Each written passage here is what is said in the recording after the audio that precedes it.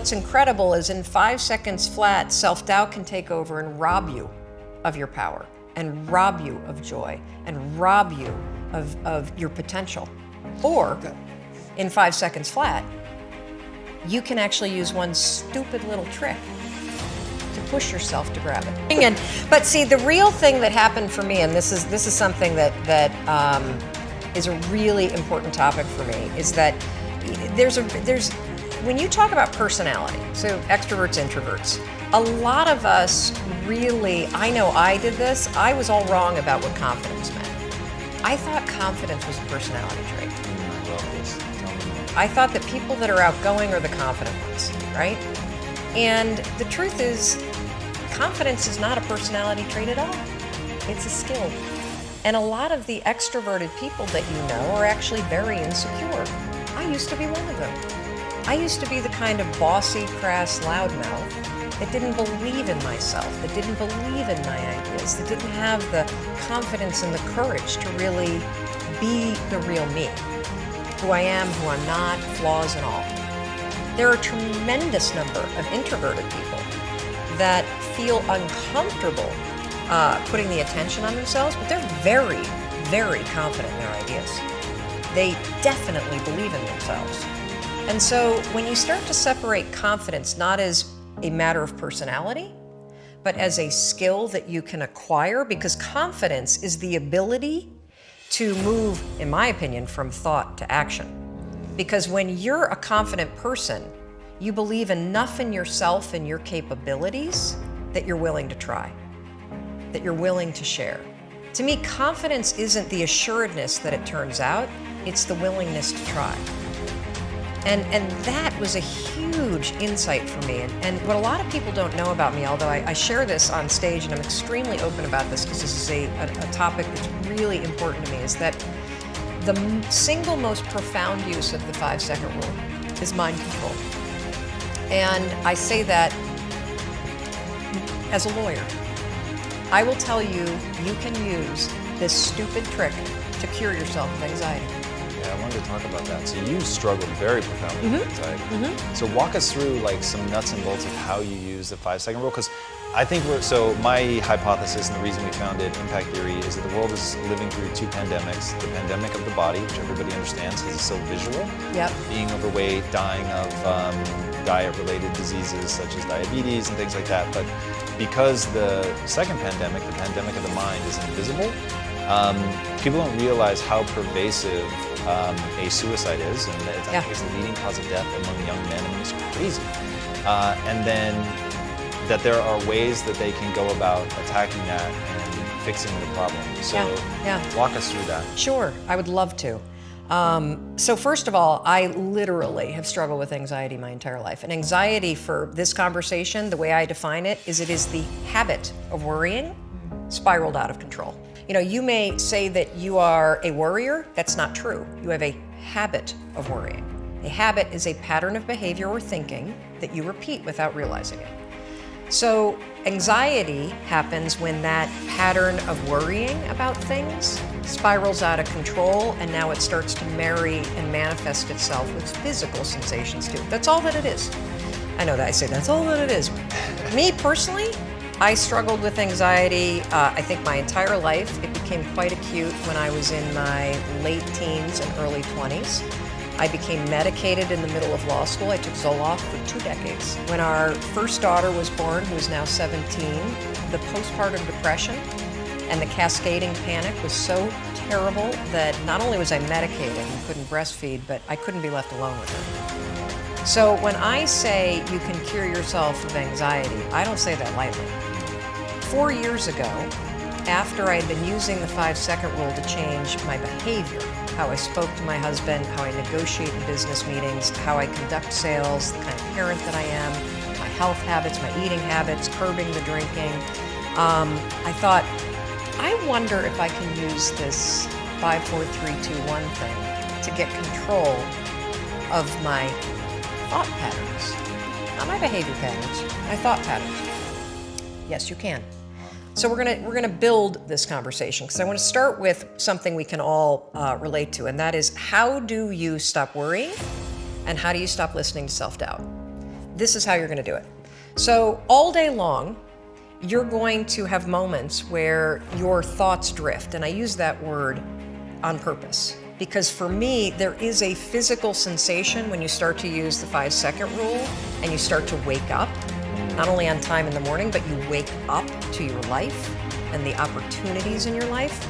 Your thoughts drift. Like you'll just be hanging out with your friends and then suddenly you're like, I'm not sure that that person likes me anymore. I haven't heard from my kids lately. I wonder if they're dead or, as I check it, like you just start worrying about stuff. Why? Because it's a habit. Because when you're not paying attention, your brain shifts from you being a decision maker and paying attention to you just kind of spinning things on autopilot. And one of your habits is worrying. The second you wake up and you notice, holy cow, I'm talking some negative garbage to myself right now. 5, 4, 3, 2, 1. You've just shifted the part of the brain that you're using. You've shifted from the basal ganglia, which is where your habit loops are spinning, and you've awakened your prefrontal cortex. You've also interrupted that pattern. Now what you're going to do, because your mind is actually ready to receive a different thought because of the counting, now you can put in an anchor thought. Like if you have a mantra, if you've got a vision about the way that your business is going to turn out in 5 years, if you just have a thought that makes you really happy and proud, insert that. Now, why does this work? It works because of the counting. And I'm not kidding. We know, based on research, that positive thinking alone, not effective. In some instances, trying to force yourself to think positive can actually make the worries worse. Why? Well, the reason why is because it's really hard to just change the channel. What we have to do first is basically interrupt it and turn off the TV, and then turn it back on with the prefrontal cortex awakened. So the counting is essential. And so you can start using this today. You catch yourself talking garbage to yourself, because we all know if I were to put a speaker on your head and broadcast, you'd be sitting here in the audience, you'd be in an insane asylum, because the crap that you say to yourself is insane. And the problem is we listen to it. You'll be in a sales meeting and you'll be undermining yourself. They're not going to buy. Oh my gosh, I'm in trouble. You're not even present. 5, 4, 3, 2, 1. Switch it back. Get back to that vision that you have about toasting your success, or this customer being really happy, or you being proud of yourself. Whatever that vision may be, you can control your thoughts. And this is not just us talking about it. This is a tool that you can use. So let's take it a step further.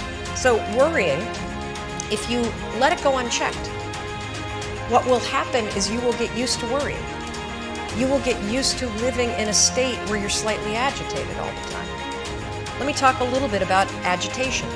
So what we know based on research is that physically, in your body, so physiologically, being excited is the exact same thing as being afraid. Let me say that again because it is so important. In your body, being excited is the exact same thing as being afraid. Your body doesn't know the damn difference. Your heart races, your armpits sweat, you're like, you may get tight in your throat. Your cheeks may get pink like mine do when I get excited. The only difference between excitement and fear is what your brain says. And the problem is, if you have a habit of worrying, guess what you're going to tell yourself is going on? That you're like freaking out. That you're not excited, that something must be wrong. Oh gosh, why would you say something's wrong? Because you got a habit of saying that all the time. Even as I became a speaker for a living, or I'd be on CNN, when I first started doing it, I would be freaking out backstage. But even though, just last week, standing backstage, about to go on, 8,000 people, heart races, armpit sweat, my hands get clammy. I'm not nervous though, not at all. I'm excited. And so I developed this technique, and research out of Harvard, not based on my technique, but something very similar, proves that if you basically, right before you're about to do something, take a test, run a race, public speaking, a business negotiation, ask somebody to marry you, whatever it may be that gets your heart racing, just do this. Go, I'm excited. I'm excited to give that speech. I'm excited to ask him or her. I'm excited to do this race. I'm excited.